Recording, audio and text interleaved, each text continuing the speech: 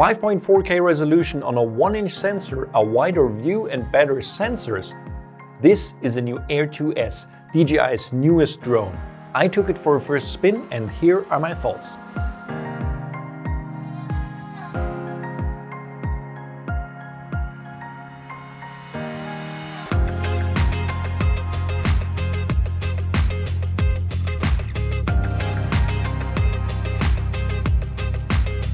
So here it is, the newly announced DJI Air 2S. Like with the Mini 2 before, DJI dropped the brand name Mavic from this product too.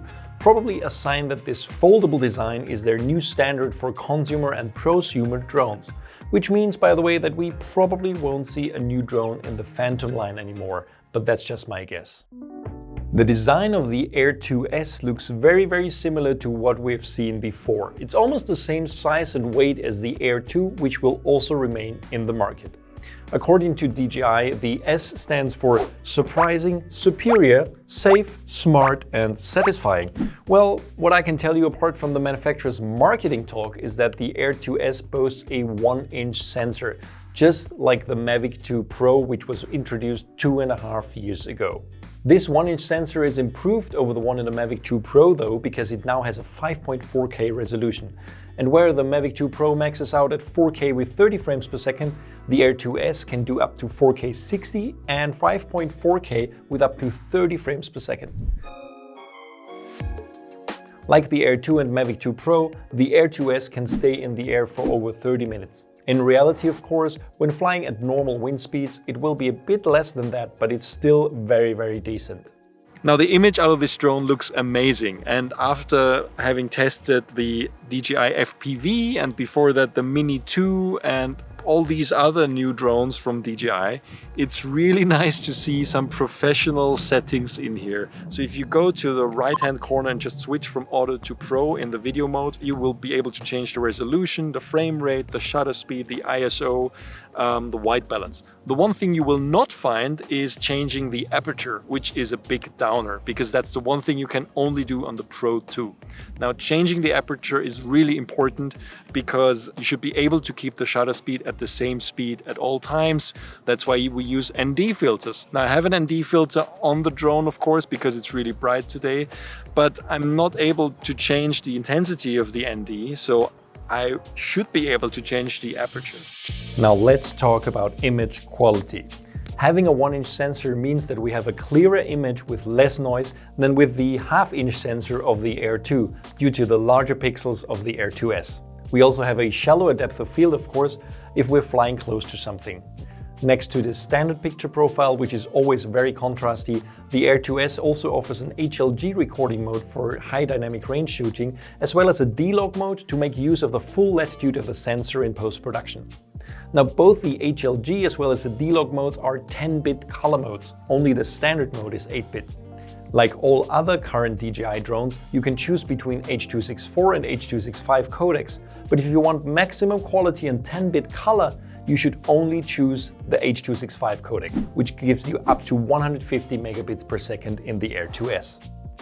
Now, if there's one thing that always annoyed me a little bit with my Mavic 2 Pro, it's the fact that it has a 28mm equivalent field of view, which is simply often not wide enough for aerial shots. Now, the Air 2S has a 22mm lens, which of course gives you a much wider field of view that shows off foreground-background movement much better. And by the way, its sibling, the Air 2, has a 24mm FOV, which means that the Air 2S wins in the wide-angle department.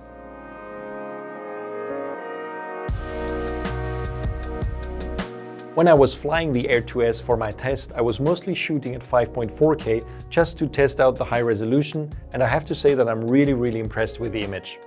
The new sensor renders highlights and shadows simply very well. I also shot a lot of HLG HDR footage, and to my eye, it looks a lot less noisy than the HDR image from the Mavic 2 Pro. If there is no post-processing involved, HLG will definitely be my go-to image mode from this drone. But even when shooting in D-Log, Air 2S footage looks a bit more sharpened than Mavic 2 Pro footage. I just hope that once again DJI will allow for the post-sharpening to be completely disabled with an upgrade. Now, I also tried to shoot slow motion in 1080p at 120 frames per second on the Air 2S, flying over a lake and filming the water ripples, but I have to say that mode almost looks completely unusable. It's cropped, it shows heavy artifacts, aliasing and lots of noise. There is a lot of room for improvement here for DJI, and if you want to get a nice result, I wouldn't touch this mode at all.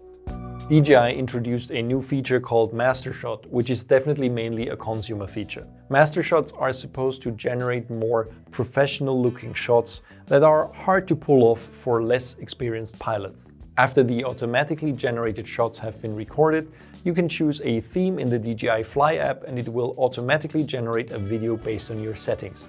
Again, this is nothing a filmmaker would use seriously, but I guess it's nice to have. And I can see this being overused on social media almost instantaneously though. The DJI Air 2S has a lot of sensors that can track obstacles in front, behind, above and below the drone, which makes its focus track feature very impressive. It can autonomously follow a subject by keeping it in the frame and avoiding obstacles using APAS 4 technology, even if the subject briefly disappears. Now, this is similar to the Air 2, which also has impressive autonomous flying functions, which I reviewed before. Now, please note that the focus track feature does not work in the 5.4K mode. You will have to downres to the 4K mode. The other big downside over the Pro 2 is that you don't have sideways sensors. So unlike the Pro, which also has a 1-inch sensor, it doesn't actually detect any obstacles on the side. So when you're flying sideways, you should be really careful. In terms of image transmission and remote control, the Air 2S uses a new upgraded version of OcuSync, now called O3. Using 4 antennas, you theoretically can fly up to 12 kilometers far with this drone, while maintaining a 1080p image transmission signal. I am amazed how low the latency was even when I was flying several kilometers away. And I saw no image dropouts, even though I didn't always maintain line-of-sight connection when flying over fields nearby.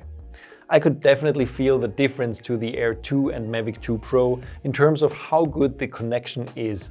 But don't get me wrong, it's not like the connection on the other drones was bad at all, it's just better now.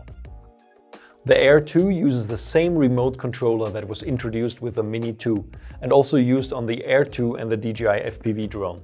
This one is great because it lies good in the hand and it has a very large battery built in, so you don't need to recharge it very often. Now, talking about controllers, unfortunately the newly announced motion controller, which came out with the DJI FPV last month, will not work with the Air 2S for now. Also, the DJI goggles version 2 are not compatible with the new Air 2S. In terms of flying speeds, we have the normal mode, of course, we have the super fast sport mode as usual, where all the obstacle avoidance is disabled, and we have the Cine mode, which is meant to be a slower precision flying mode to allow for more cinematic movement. But as my dear friend Philip Bloom correctly pointed out to me, that Cine mode is much faster than what used to be called the tripod mode on the Mavic 2 Pro, for example. To be precise, the Cine mode on the Air 2S is around 5 times faster, which means it's super difficult to get these slow, intricate movements that were so easy to do before. Now, in order to fly extremely slowly with the Air 2S in the Cine mode, you need to move the joysticks ever so slightly, which is really hard to do. DJI, please allow us to adjust the speed of the Cine mode in the settings, like you allow us to adjust the jaw tilt speed or the range of the drone.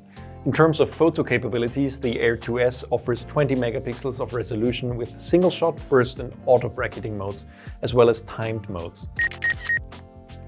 It also has a smart photo mode, which includes HDR photos and hyperlight for low light photography, like we had on the Air 2 as well. Shooting DNG raw photos is possible too, which is of course great for processing the highest possible quality of a photo in post-production. And of course, it still has functions like HDR panorama and hyperlapse. So if you ask me, after these first few days of using it, is the DJI Air 2S worth buying over the Air 2? My answer is a resounding yes. For around 150 euros more, you get a drone that delivers even better images from a better and larger sensor in a drone that has even more advanced autonomous flying functions. It's definitely worth that little extra. But if you're torn between buying a Mavic 2 Pro and the new Air 2S, the decision is a bit more difficult. The 2 Pro offers a 1-inch sensor as well, but it can't shoot more than 4K 30p. Yet it has the super slow tripod mode, sideways sensors, and a more organic-looking, less sharpened image in D-Log for more flexibility in post-production. The Air 2S, on the other hand, is a much newer drone with the latest transmission and imaging technology, but it compromises a bit on the tiny details for professional shooting. DJI certainly doesn't make it easy for us choosing between the two, but considering the €500 price difference, at least at the time of recording of this video, I would probably opt with the Air 2S and not feel sorry for myself if the Mavic 2 Pro gets replaced anytime soon. That's it from me, thanks for watching. Please give us a like and subscribe to our channel if you enjoyed this video, and stay tuned to CineD.com for a lot more camera and drone news and reviews in the future. Thanks.